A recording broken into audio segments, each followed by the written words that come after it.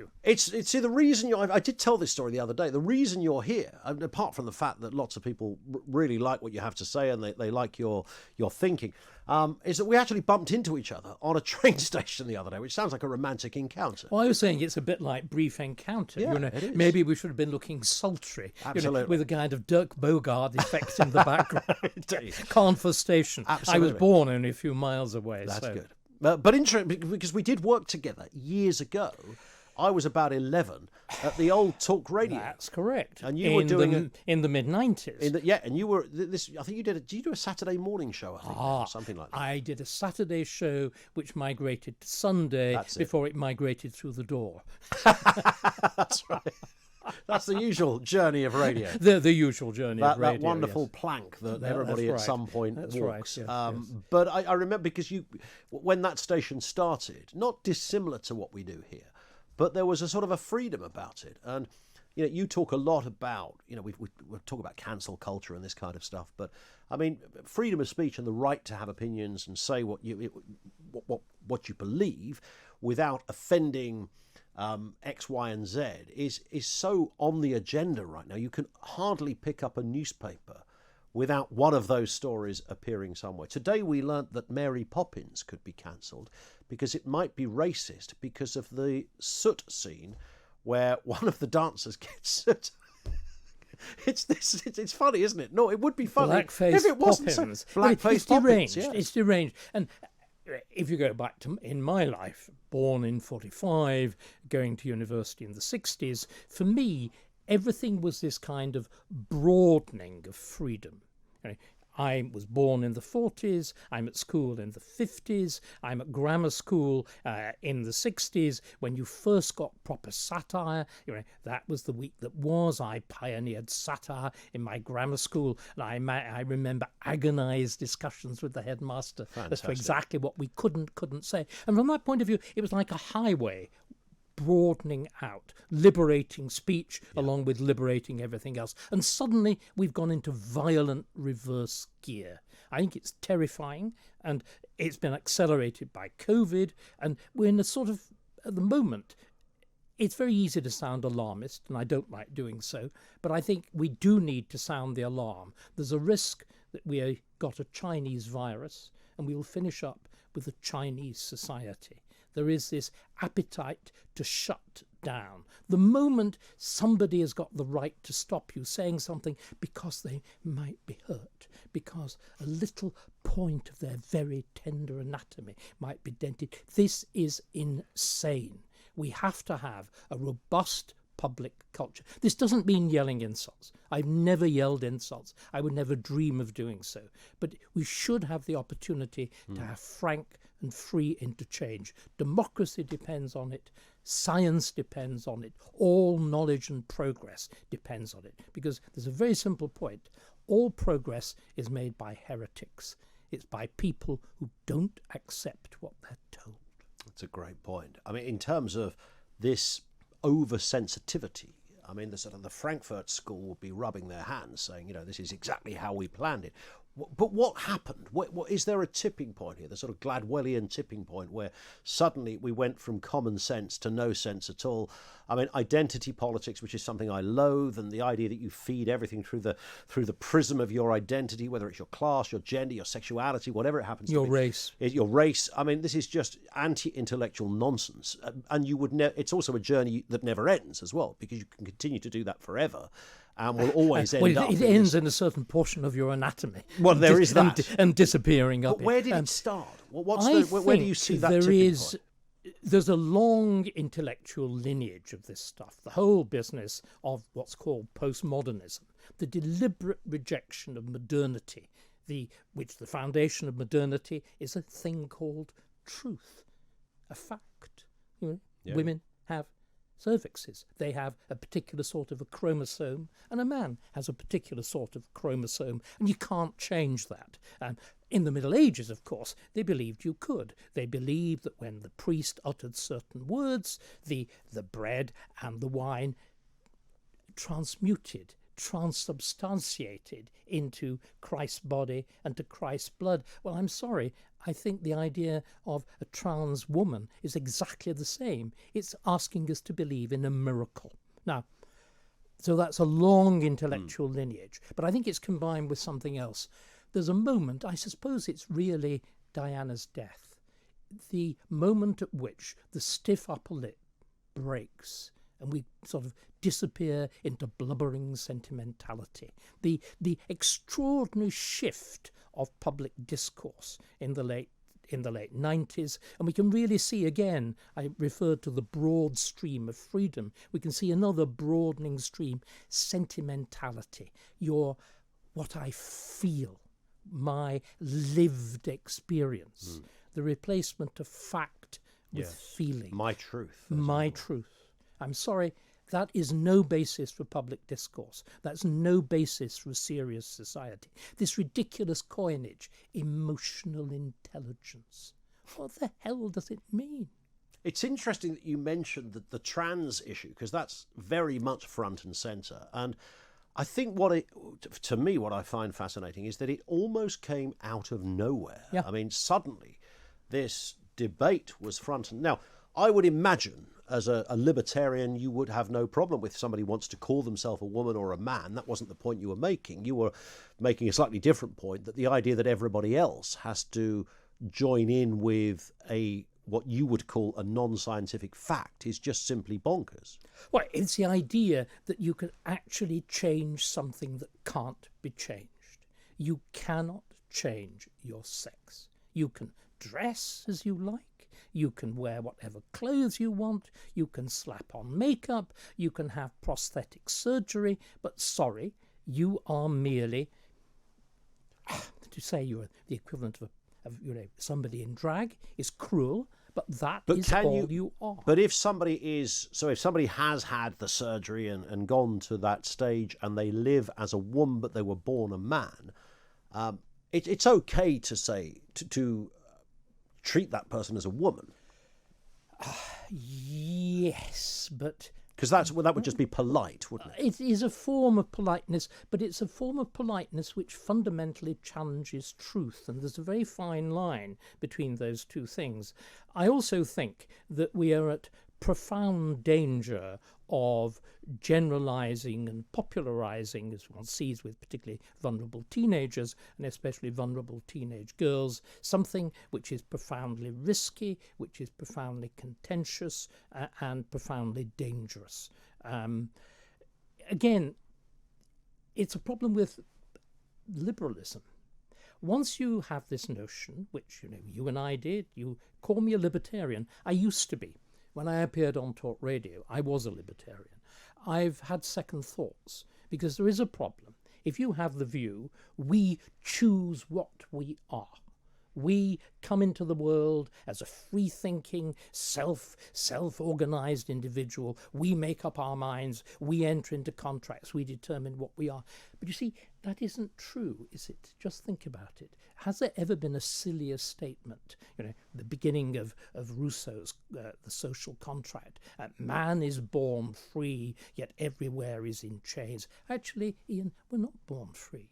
We're born mewling, howling, and other unpleasant functions babies that have to be picked up, tended, washed, fed for months, for years. We are creations of other people and our society. And so liberalism is a profound untruth, the notion that we have this absolute right to self-determination, that society consists simply of this series of separate atoms all negotiating with each other. No, we don't.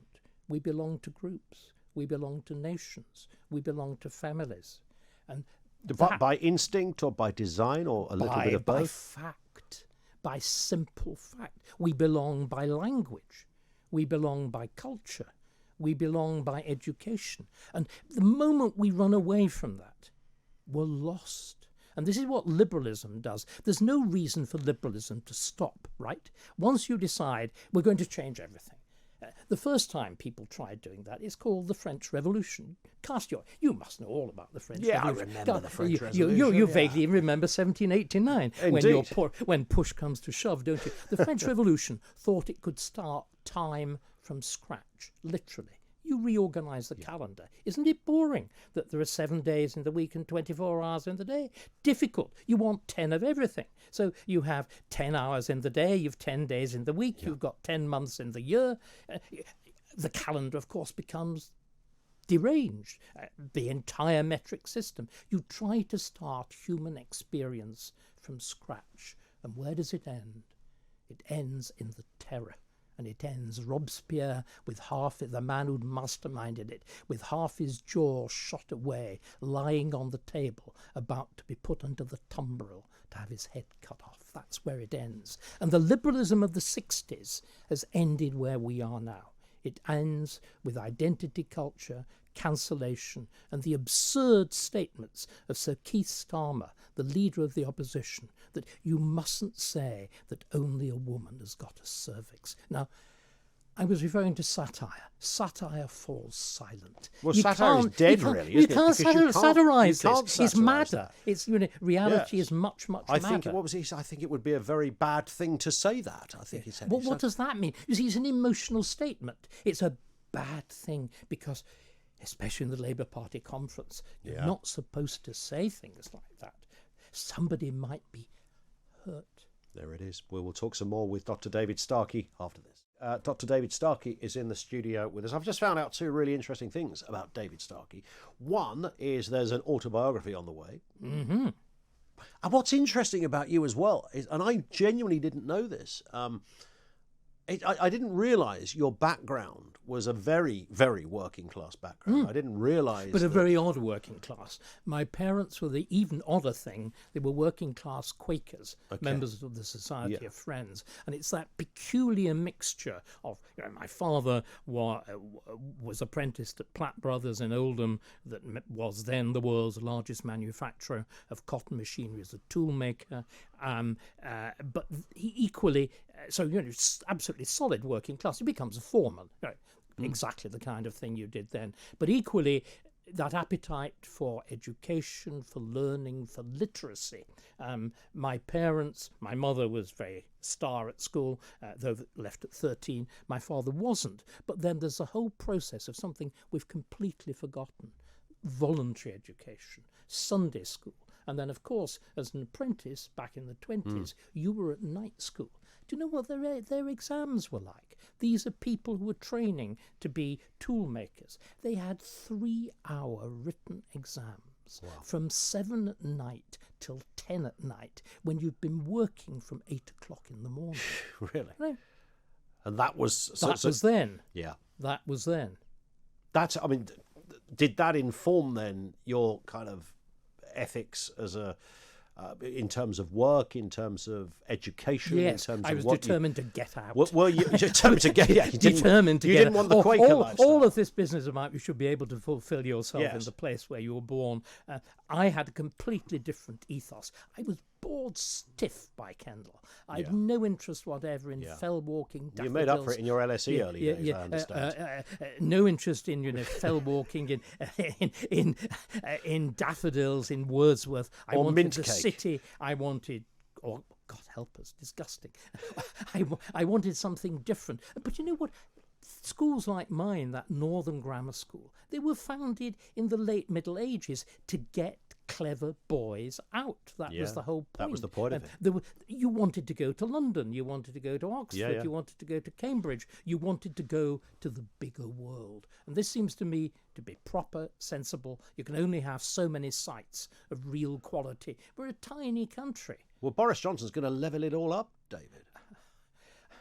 When did you last ever believe anything that Boris said? We were talking about fact. Fact and Boris have only got the remotest nodding acquaintance, don't they?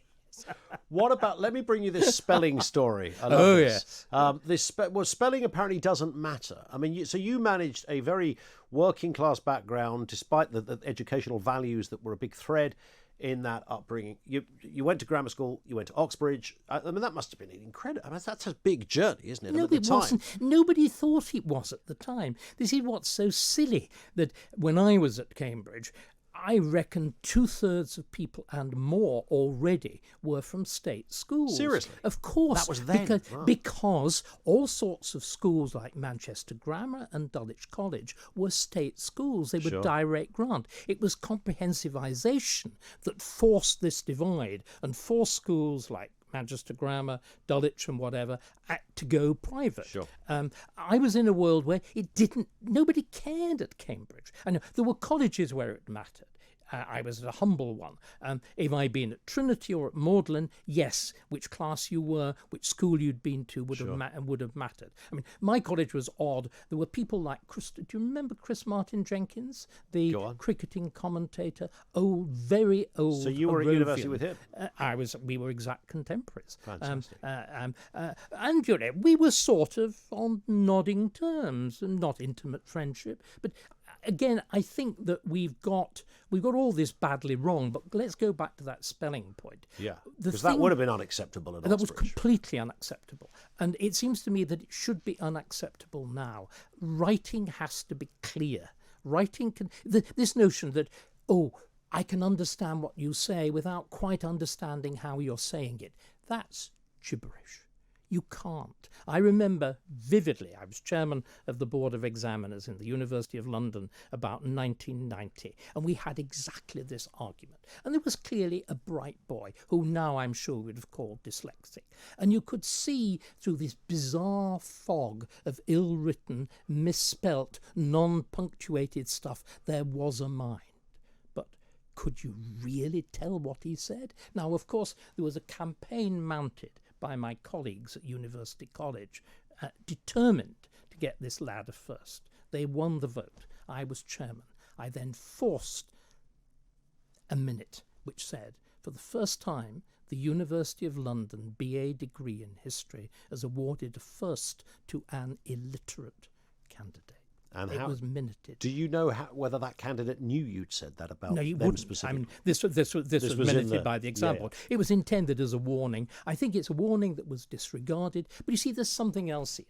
If you're actually to teach people, if you are to make sure that your students can punctuate and can spell and can construct properly argued paragraphs that are neatly structured with a link from the last paragraph to the next paragraph, do you know what? You've got to work.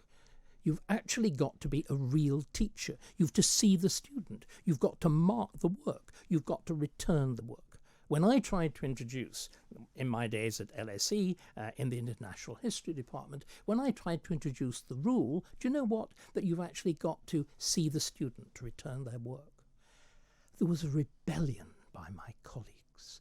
The thought that you had to devote 10 minutes to a student was shocking. Really? Their minds were on higher things. They believed in research. We're completely confused. Do you think some of this diluting then of, let's call it standards, feeds into where we began this conversation about where we're at in terms of the sort of very oversensitive, touchy-feely world? There's some of that. Is it all in the same ballpark? Some of that, because again, the argument would be, isn't it wicked to correct the writing of somebody who is dyslexic?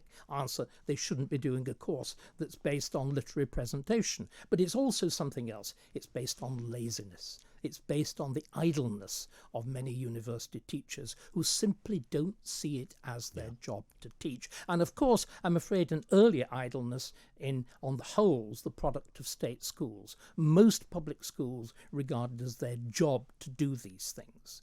Many state schools do and do a wonderful job. There are too many who don't. Just finally, you've got a YouTube channel starting.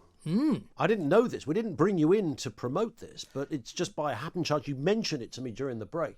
So what's this? Is this kind of Starkey unleashed? No. To the digital world? It's going to be called David Starkey Talks. I'm going to be primarily talking about history. Yep. I'm going to be trying to convey the same atmosphere in the talks, or I'll be doing them sitting down intimately, of what would have been one of the lectures that I gave when I was an academic when I used to go round and visit, Sure. museums, historical associations. So it'll be a freewheeling engagement of my mind on a topic. The one that I did last night, for example, was on the reinvention of the monarchy, our monarchy in 1917.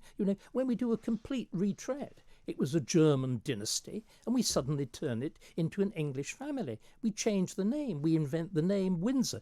Do you know what? It was a result of market testing. Is that right? Yeah, of course they went round. Went out and surveyed people. Within an elite, admittedly. Smith, Jones, or Windsor? Which one do you want? Well, no, it was going to be. Let's get them right. Plantagenet, Tudor, Stuart, Fitzroy, whatever. But these things were tossed around. Yeah. Do you know what else they do in 1917? You completely stand the honours system on its head. We're talking about cancellation. Everybody wants to cancel the Order of the British Empire. The Order of the British Empire is the first order that's given to ordinary people and to women. And do you know where the inaugural investiture was held? Go on.